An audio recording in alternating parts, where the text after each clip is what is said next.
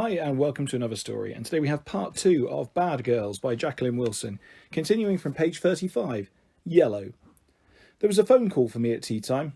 A boy, Mum mouthed, handing the phone over. I stared at the phone as if it was a wild animal. There was a voice saying something. I held the receiver very gingerly to my ear.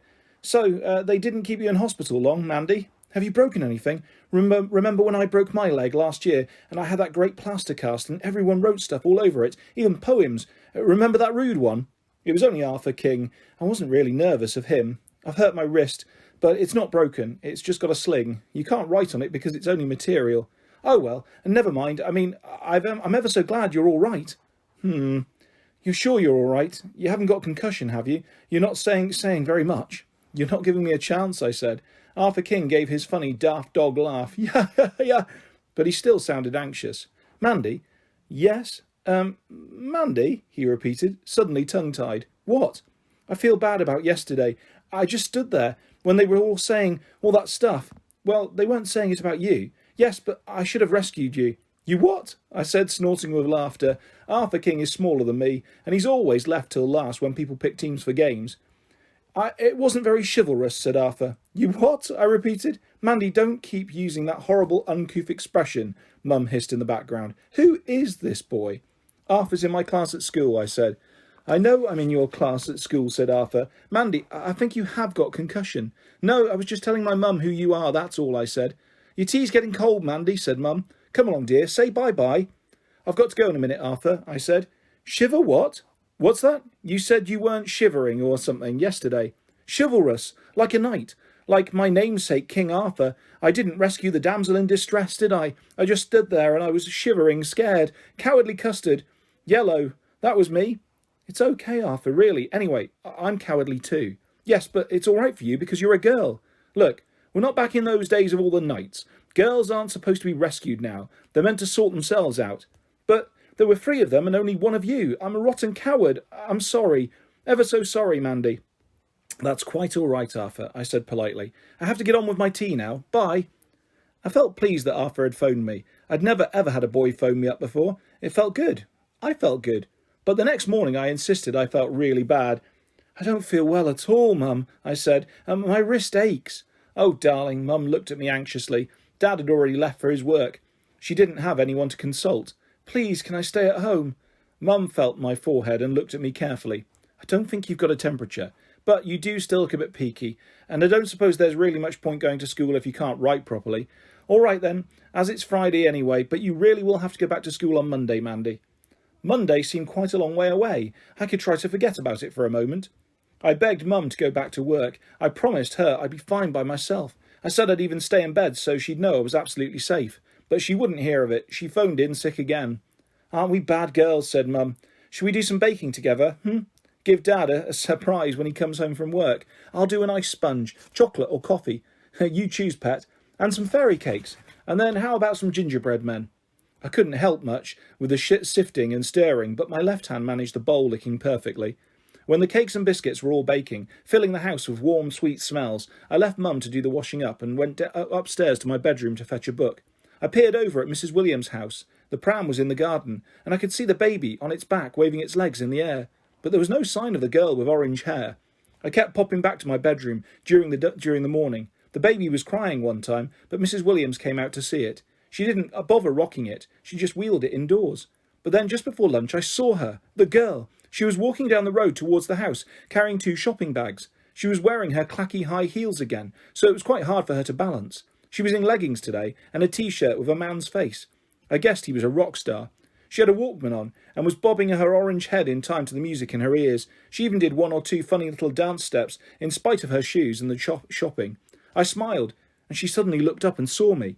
I bobbed back behind the curtain, my heart thudding. I heard the squeak of the Williams gate, and a clack, clack, clack. I peeped around the curtain. She was still craning up at me. When she saw me looking, she waved again. I waved back, though I tried to wave my arm in the sling first, and then changed to my good arm, feeling silly and clumsy. She started mouthing something. I thought she was singing along to her music, but she was looking straight at me. I squinted behind my glasses, trying to read her lips. It was no use. I shook my head hopelessly. She dumped the shopping on the path and made opening and pushing gestures. I didn't even get that for a minute, and then I realised she wanted me to open the window. But I couldn't open the big windows because they were fitted with special locks, so I had to shake my head again. She sighed with exasperation, her eyebrows raised, and then she picked up her bags and banged on the door with her elbow. She was so skinny I was surprised it didn't hurt. I spent half the afternoon staring out the window, hoping she might come out again. Do stop mooning about, Mandy, said Mum. I've made a nice cup of tea, and we'll try a fairy cake, eh? Come on, cheer up. Mum lifted my plaits up either side of my head and pulled. I was supposed to smile. I shook my head free. Mum, can I have my hair cut? Oh, darling, don't be silly. Your hair's lovely. No, it's not. I've got sick of it long, and I don't want plaits anymore. No one has plaits nowadays. It just looks stupid. Can't I have my hair short and sort of sticking up? Like a bird's nest, said Mum, munching fairy cake. Mum, has Mrs. Williams got any daughters? Real ones, I mean, not the foster babies. I started licking the icing off the top of my fairy cake. Don't eat it like that, pet. Yes, I think she's got just one grown-up daughter in Canada. This girl isn't grown up. Which girl? At the Williams house. I saw her yesterday and today. She was helping with one of the babies and doing the shopping. Maybe she's a granddaughter then. About your age. Older. Still, it would be nice if you had someone to make friends with, now that Melanie's turned so silly. I shivered, wanting to keep the whole scary school world separate. Tell you what, Mandy, how about taking some of these cakes over to Mrs. Williams? There's far too many for us, and it'll give you a chance to get to know this girl. No, Mum, no, I don't want to, I said, suddenly desperately shy. Don't be so soppy, said Mum, arranging the cakes carefully on a plate. There, over you go. No, Mum, please, I'd feel stupid, I said. I desperately wanted to get to know the girl, and yet I really couldn't just march over and knock on their door. She'd smiled and waved, and yet she'd pulled that face too. She looked as if she could really be really tough if she wanted, even tougher than Kim. You are a funny little puppet, Mum said fondly. Shall I come with you? I don't want to go at all, I said, and I wouldn't budge. So Mum went over to see Mrs. Williams by herself. I waited in the kitchen, making a pattern in the cake crumbs. Mum was gone quite a long time. I wished I'd had the courage to go over by myself. Miranda Rainbow would have rushed over the road without a second thought. Why did I always have to be such a silly coward? Cowardy custard, that was something they called me at school. And baby, and Polly Pigtails, and Four Eyes, and Snobby Swat. Kim invented new names, new games almost every day. What would she do to me on Monday? I crammed another fairy cake in my mouth, even though I was starting to feel sick. Then I heard the front door. Mum was back, looking a little pink. Oh dear, that was a bit awkward, she said. Mandy, you silly girl, you didn't tell me what this Tanya was like. Tanya? A lovely, exotic, unusual name. As good as Miranda, no better. It really suited her. Tanya, I said dreamily. Do you know, she calls Mrs. Williams Pat. Not even Auntie Pat.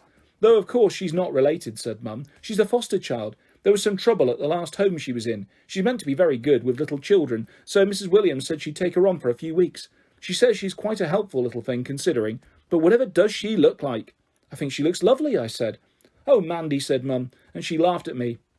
Still, she seemed quite smitten with you too, asking all about you, and she wanted to ask you over to play, but I said you still weren't very well, after a nasty accident, and you were having a little lie down. Mum? But you said you didn't want to go over there. You insisted. Yes, but if she wants me to... Well, I'd really much sooner you didn't. A girl like that, you haven't got anything in common, and she's much older than you anyway. I thought she'd be at least 16, but she's only just 14. Can you credit it? The heels she was wearing. I hope Mrs. Williams knows what she's taking on. Mum clucked her teeth. I crumbled the rest of my fairy cake, wishing I'd gone over to the Williams house myself. Tanya would think me a hopeless baby now, after the way Mum had talked about me. I was a hopeless baby. Tanya would never really want to make friends with me. But less than an hour later, there was a knock on the door. A jaunty rat-a-tat-tat. I wonder who that is, said Mum, getting up. I knew. Hiya, said Tanya. As soon as Mum got the door open, she licked her lips as if she was chasing crumbs. Thanks for the little cakes. They were smashing. She held out the empty plate. You haven't eaten them all, said Mum, startled. You bet I have, said Tanya. Well, Simon and Charlie licked the icing off a couple. The baby can't eat cakes because it hasn't got any teeth yet, and poor old Pat is trying to stick to this dopey old diet. So I got lucky, didn't I? She patted her completely flat stomach and winked. She wasn't looking at Mum now. She was looking past her, at me. You're Mandy, right? She said. I nodded. Let's have a chat then, said Tanya, and she marched into the hall in her high heels, neatly dodging Mum's big hip. Mum turned around, frowning. Well, I really think Mandy ought to have a bit of a rest just now, she said, in her bossiest voice. Perhaps another time. When she uses that voice to me, my stomach always squeezes, and I do as I'm told. Tanya just laughed. Not rudely. She had this beautiful sunny laugh that made you want to smile too, even Mum. But she's had her rest, haven't you, Mandy? You want me to come and play with you, don't you? She was talking to me as if I was much younger, one of Mrs. Williams' toddlers. I didn't care. I nodded, still unable to say a word. Tanya was right down the hall beside me now. She put her hand and touched my arm. She wore purple nail varnish, though her nails were bitten right down so that the ends of her fingers bulged. But somehow even they looked glamorous. "Show us your bedroom then," said Tanya, giving me a little push. I started up the stairs obediently, Tanya following, tapping out a tune on the banister with her nibbled nails. Mum was left in the hall, the front door still open, though it was obvious Tanya was staying. "Well, just for 10 minutes then," said Mum reluctantly. She still hovered uneasily. I was terrified she might come up too. I deliberately didn't look back at her, and when Tanya and I were in my bedroom, I shut the door. "Wow," said Tanya, looking around. I blinked at her. It sounded as if she actually liked my room. Melanie had always been very dismissive. "It's all pink and pretty and girly," said Tanya, kicking off her heels and jumping into my white fluffy rug. She wriggled her toes. "I've always wanted one of these rugs. How'd you keep it so clean, eh? Oh, and I like your bed." She took a running dive at it, bouncing happily on the pink sprigged duvet, then lying right down, her hair bright on my frilly pillow. It smells so clean too," she said, picking the pillow up and sniffing it appreciatively. She dislodged Olivia. "Hello, who's this then?" I swallowed. I have this monkey collection," I said hoarsely, waving in the direction of the monkey shelf. They were all neatly arranged, paws folded, tails twirling down from the shelf in little loops, apart from Gertrude Gorilla, who didn't have a tail and was far too big to sit on the shelf anyway. She sat beside it, her arms out as if she was saying how much she loved me. Tanya hurtled straight off the bed into Gertrude's hairy arms, using her as an armchair. "He tickles," said Tanya. I decided not to bother explaining that Gertrude was a she. I was getting giddy watching Tanya whizzing around and round my room. I sat shyly on the edge of my bed, as if I were the guest. Tanya still had hold of Olivia. "This one's still my favourite," she said. "She's mine too," I said, pleased. "Her name's Olivia." I blushed, scared Tanya would think me stupid giving my monkeys names. "Hello, Olivia. Haven't you got a posh name?" said Tanya. She made Olivia's head waggle. "Ooh, yes, I should jolly well say so," she said, pretending to be Olivia. She had her voice all wrong, but it didn't really matter. "She's got the same colour hair as me," said Tanya, and she screwed up her face into a funny monkey expression to match. "Do you like it this colour, eh, Mandy?" "I think it's lovely," I said. "Of course, it's not really this colour. It's sort of mouse naturally, only that's boring, isn't it?" Oh, yes. I thought I might try it black sometime, go all gothic and witchy. What do you think?" I didn't know what to say. I was amazed she was asking my opinion. I still couldn't believe she was actually in my bedroom, chatting away to me. "Or I could go blonde, like you," said Tanya. "You've got lovely hair." "Me?" I said, astonished. "My little sister's got long hair too, just like yours. You look like her. I thought just for a minute you were her when I saw you up at the window. Mad, eh?" I smiled nervously. "I used to do our Carmel's hair every day. I'm good at blonde hair. I'll style yours for you if you like." "Would you?" "Sure," said Tanya. She sat me down in front of my dressing table and undid my stupid plaits. She brushed out my hair really carefully, not pulling anywhere near as much as Mum does. "I'm ever so gentle, aren't I?" said Tanya. "That's because Carmel yells her head off if you tug her tangles, and she wriggles around something awful. You're much better behaved than Carmel." "Is Carmel at Mrs. Williams too?" I asked. Tanya stood still, her face screwed up. I got scared. She went on brushing my hair after a moment, but she didn't answer. I didn't dare try asking her again. She swept my hair up and wound it around her fingers, and then with one deft twiddle turned it into a top knot. She secured it with the bands from my plaits. "Like it?" "Oh, wow," I said. "And we'll soften it up here at the front," said Tanya, pulling a wisp over my forehead and doing little curly bits in front of my ears. "Yeah?" "Yeah," I said, trying to say it just the way she did. I looked so different, grown up, almost Miranda Rainbow. "Got any spray?" said Tanya. I shook my head. "You need it to keep it in place, and you can get all sorts of special slides and bands if you want to wear it up. Carmel used to have heaps." Tanya paused. "I did my little brother's hair too, cut it once a month and everything. I kept them looking really nice. I've got 2 little brothers, Sean and Matty, and my Carmel. I looked after them just like I was their mum. That's why they're trying me out at Pat's place, because I'm good with little kids. But I hoped she'd have girls. Huh. Pat's got little Simon and that gormless Charlie and baby Ricky, and they all yell and muck around and get messy and play with their willies. I'm sick of little boys and big boys. Me and my boyfriend broke up 3 weeks ago, and do you know something? It's the best thing that's ever happened to me because he's a pig." She didn't just say he was a pig. She swore, and I felt my cheeks go red, and I hoped she wouldn't notice. I was ever so glad I'd shut the bedroom door so Mum couldn't hear. Yeah, all boys give me the creeps, Tanya insisted, so that's why I thought I'd find a little girl to play with. She smiled at me kindly. I smiled back, but I couldn't help fidgeting. I'm not actually a little girl, I said. I'm 10. Tanya blinked at me. You're never. I thought you were about 8. Aren't you tiny? I blushed even more. Still, I'm tiny too, without my heels, said Tanya. She saw me looking at them admiringly. You can try them on if you want. Can I? I kicked off my slippers and edged my feet inside the black suede straps. They looked wonderful. The bedroom door suddenly opened and I fell off one shoe in shock. Mandy, watch your ankles, said Mum, coming in with a tray. She frowned. It's not very nice to try on other people's shoes, she said. I took the other high heel off, sighing. Whatever have you done with your hair, said Mum. Tanya did it. I think it looks fantastic, I said. Said Mum, putting the tray on my bedside table. She looked at Tanya. I thought you might like a drink and a snack before you go home, she said. Though you'd still be full up with cake. Ooh, no, I'm always starving, even though I stay so skinny, said Tanya. Is that Coke? No, it's Ribena, actually, said Mum. And some gingerbread men. Homemade. Gingerbread folks, said Tanya. We made them at this home I was in, and it was sexist to call them men, because women wear trousers too, don't they? She picked up a gingerbread person, examining it carefully. We'll make this one definitely a woman, eh, Mandy? She nibbled along the stumpy legs with her sharp little teeth. There, she's wearing leggings now. Tanya laughed and I laughed too. I took a gingerbread person, even though I was far too excited to be hungry. I nibbled as well. There, I've got a woman too, I said, spraying crumbs. Don't talk with your mouth full, Mandy, said Mum. She walked over to my bed, tidying the duvet and pillow. She looked like she might be intending to sit on it by herself. You can go now, Mum, I blurted out quickly. Mum looked surprised and hurt, but she didn't say anything. She went. My heart started thudding in case I'd hurt her feelings, but I couldn't bother about it too much, not now, with Tanya. She slurped with her Ribena. New lipstick, eh, Mandy? She said, smacking stained lips. It'll match my nails a treat.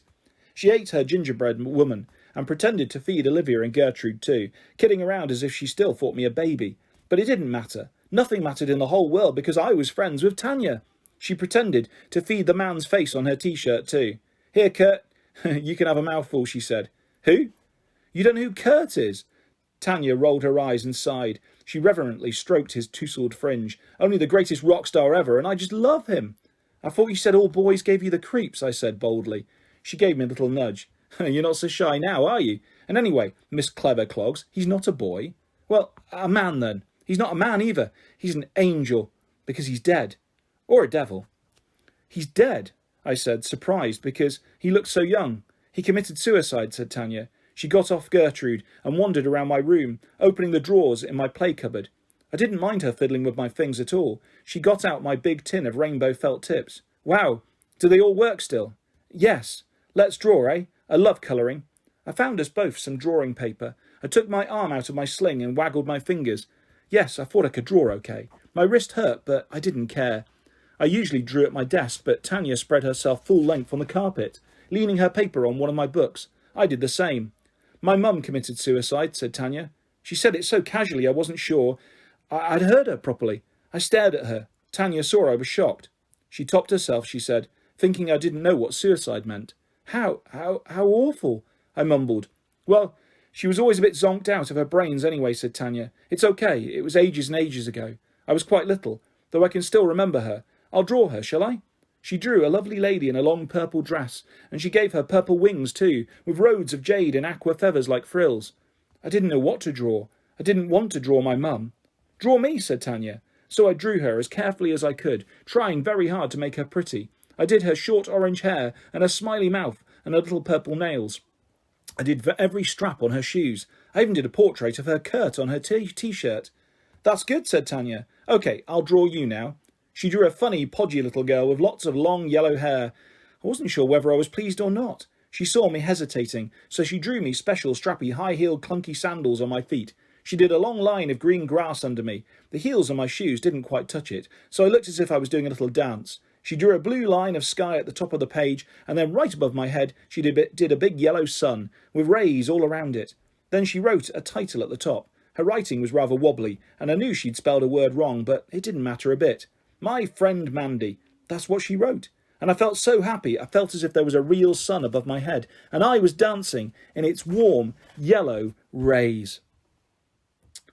And that is where we will leave part 2 of Bad Girls by Jacqueline Wilson. I'll be back soon with the next part of this fantastic story, and lots more stories and videos coming your way very soon. If you would like to subscribe or hit a like, that's always appreciated. Thanks for listening, guys. Take care. Bye-bye.